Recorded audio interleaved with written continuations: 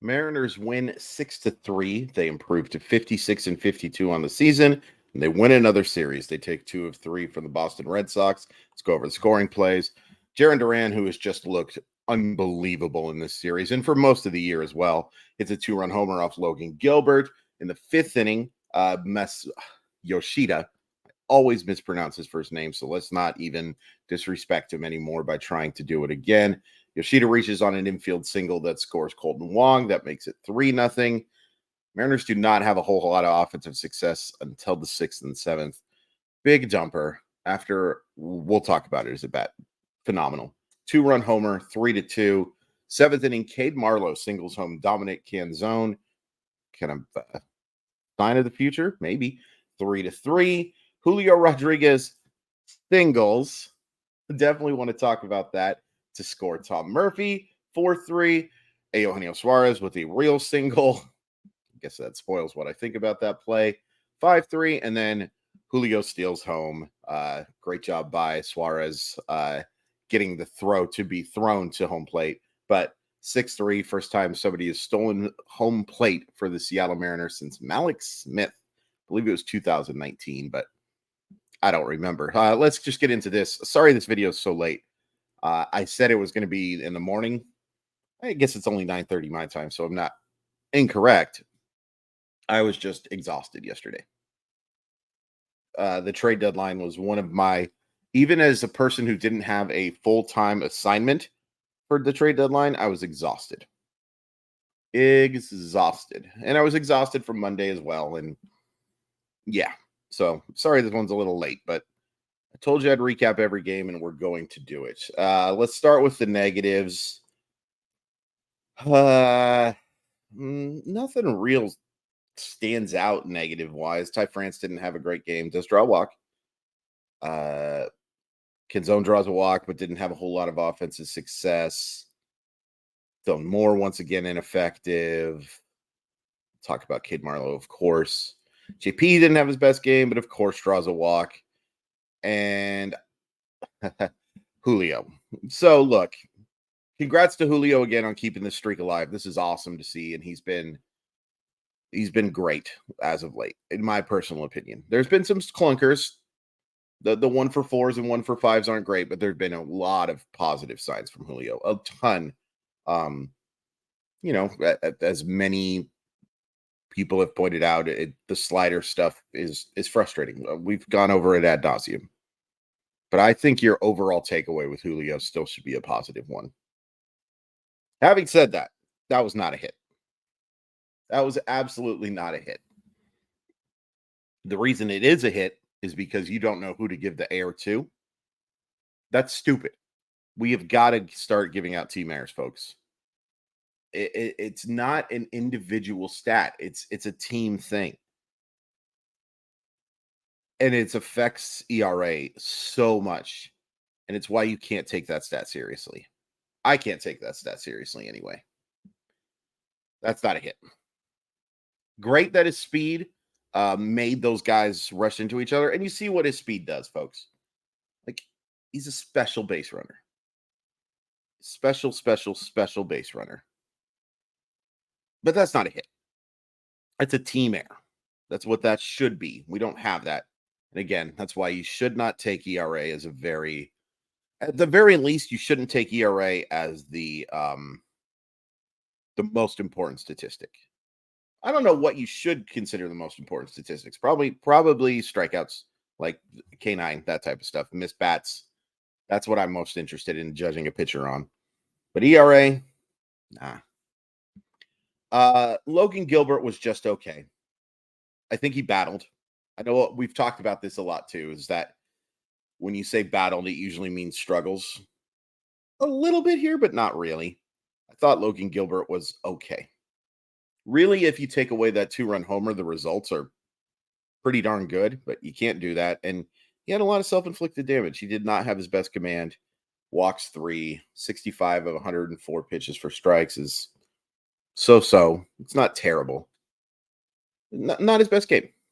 Not his best game. And it's nice to see the Mariners win when one of the big three is on the mound without them having their best game.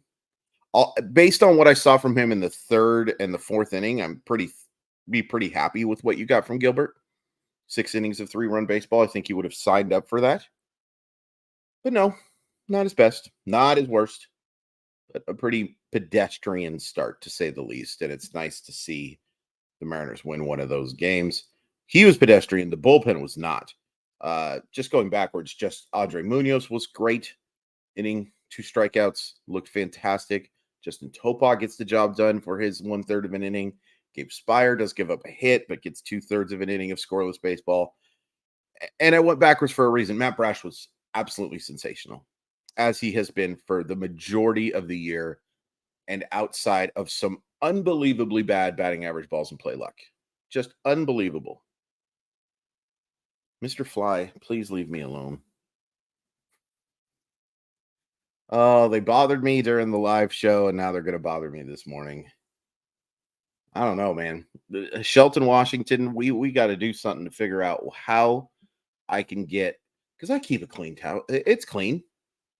There's not garbage all over the place or anything like that. It's just these flies get in like crazy. Okay, enough about that. But yeah, bullpen was great, and Matt Brash, absolutely phenomenal. Comes in a situation where you need to keep it a 1-run game, and he does just that. I think there are a lot of people who've been really frustrated by Matt Brash, and I kind of get it. The command has to get better. This is basically a rookie pitcher, though, folks. This is his first full season of pitching in relief. I think the overall takeaway should be, holy crap, he's pretty good, and this guy's going to be a star, assuming he makes that jump. And most guys, I think, can make that jump based on his talent level. I would bet on a talent level like Matt Brash making that jump every time. Offensive positives, great game from Suarez. 3 for 4, drives in a huge run to make it 5-3.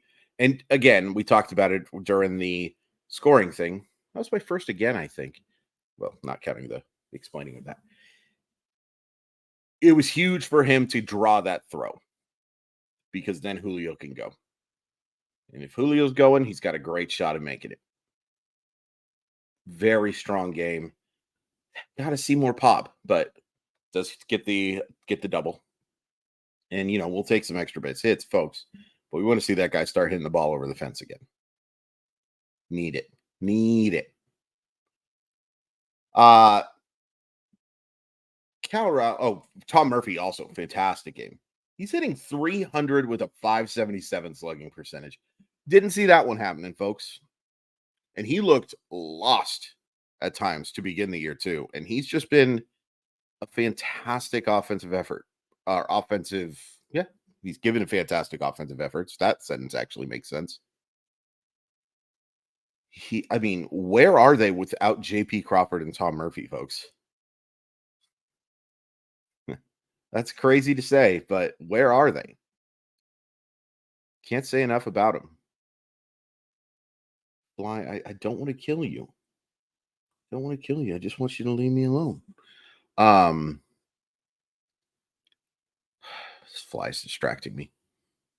This is going to be the greatest video I've done, because people are going to remember the fly.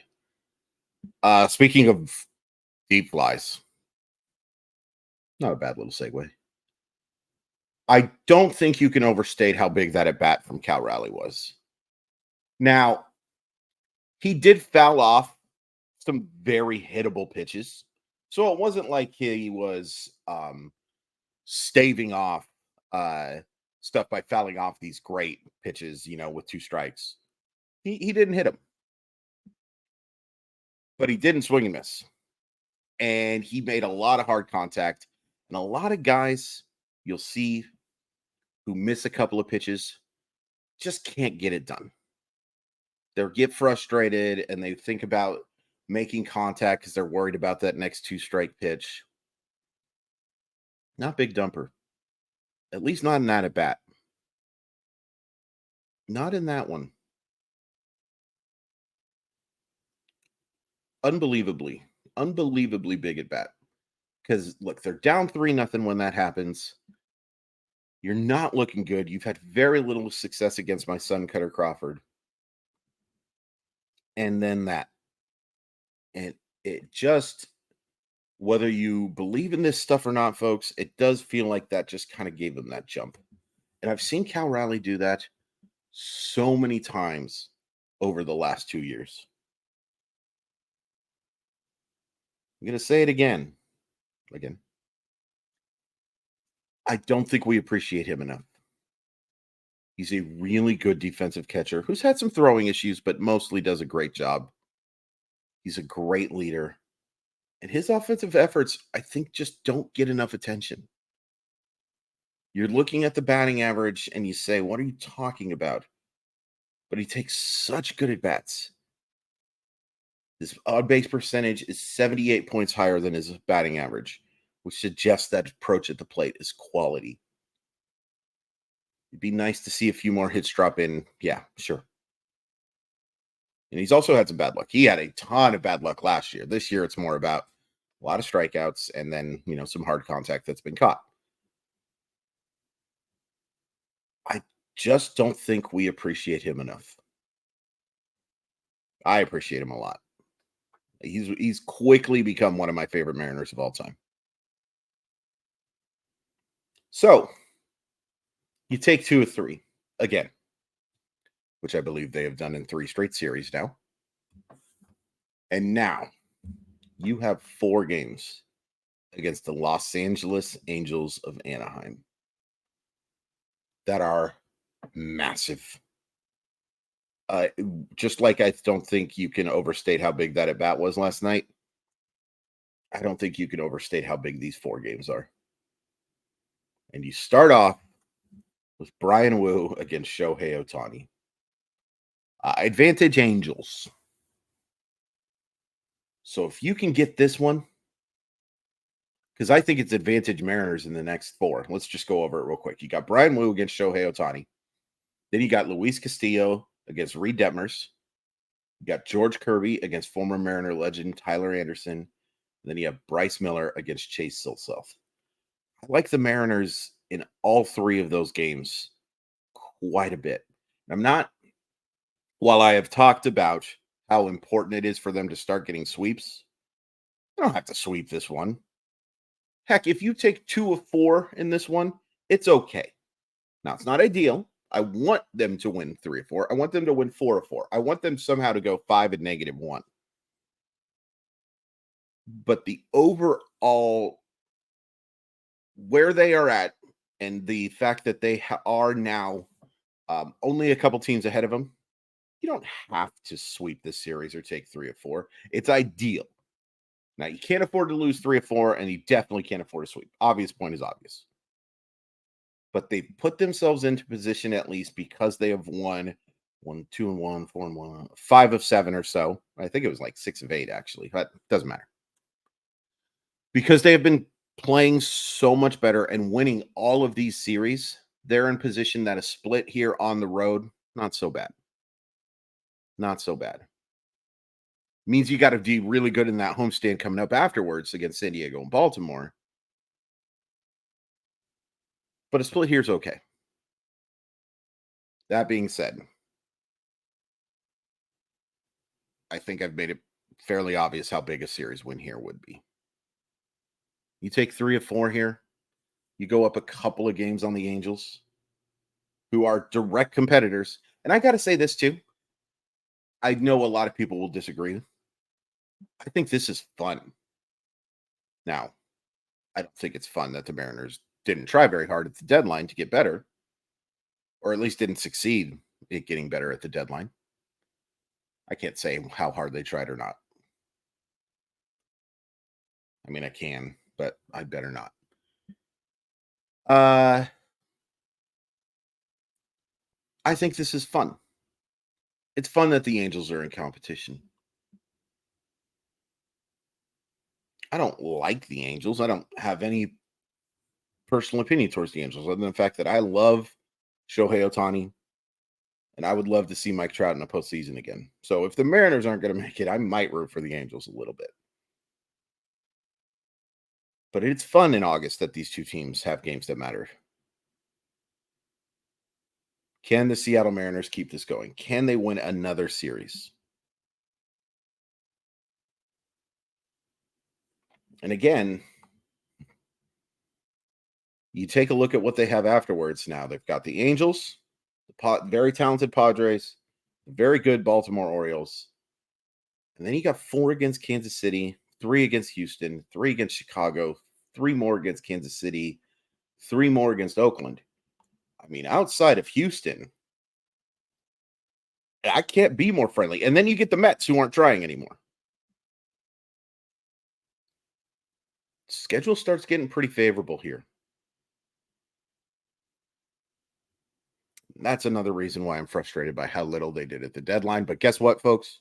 We're not going to talk about that anymore. We're done with that. We can be as frustrated as we want,